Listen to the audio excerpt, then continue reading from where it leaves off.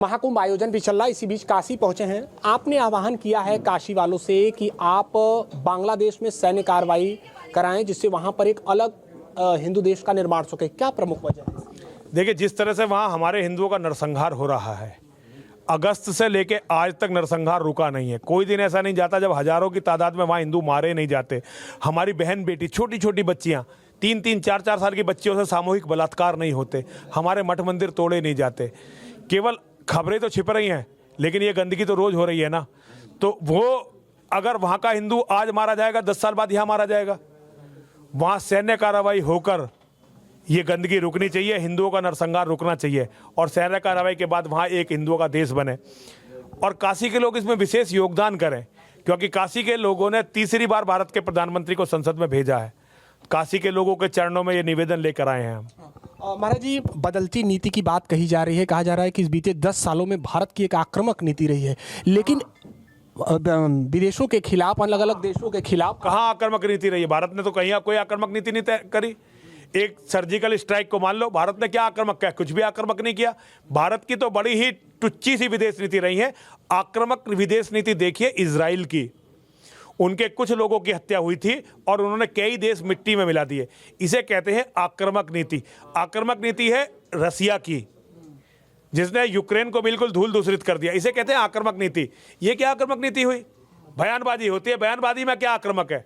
सिर्फ बयानबाजी होती है। तो यानी आप मानते हैं कि जब पाकिस्तान का ही 2 भाग कर दिया गया था तो उस समय का इंदिरा गांधी का कार्यकाल बेहतर था, उनकी आक्रामक नीति बहुत अच्छा। देखिए, उन्होंने बहुत अच्छा किया था। अगर पाकिस्तान उस समय ये 2 टुकड़े ना हुए होते तो अब तक ये दोनों तरफ से कार्रवाई करके हिंदुओं को कुचल चुके होते। और अब समय है उस कार्रवाई को और आगे बढ़ाया जाए। बांग्लादेश का एक टुकड़ा हिंदू राष्ट्र बने, पाकिस्तान में भी एक हिंदू राष्ट्र बने।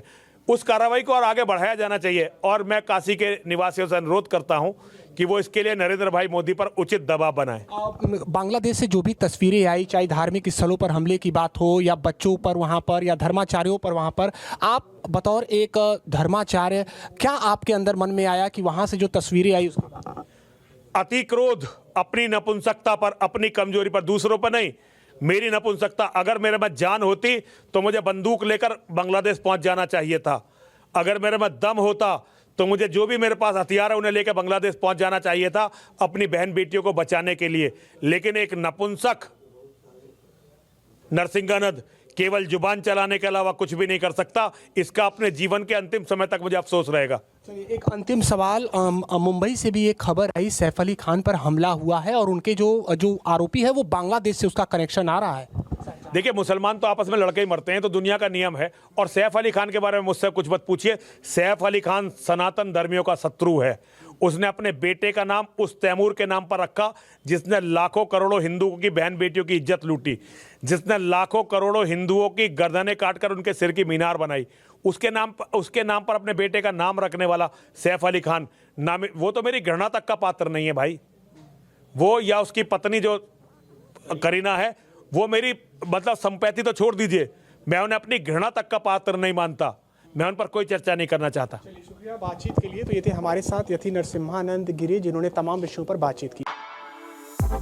For exclusive and insightful videos, subscribe to our new channel ABP Live Premium.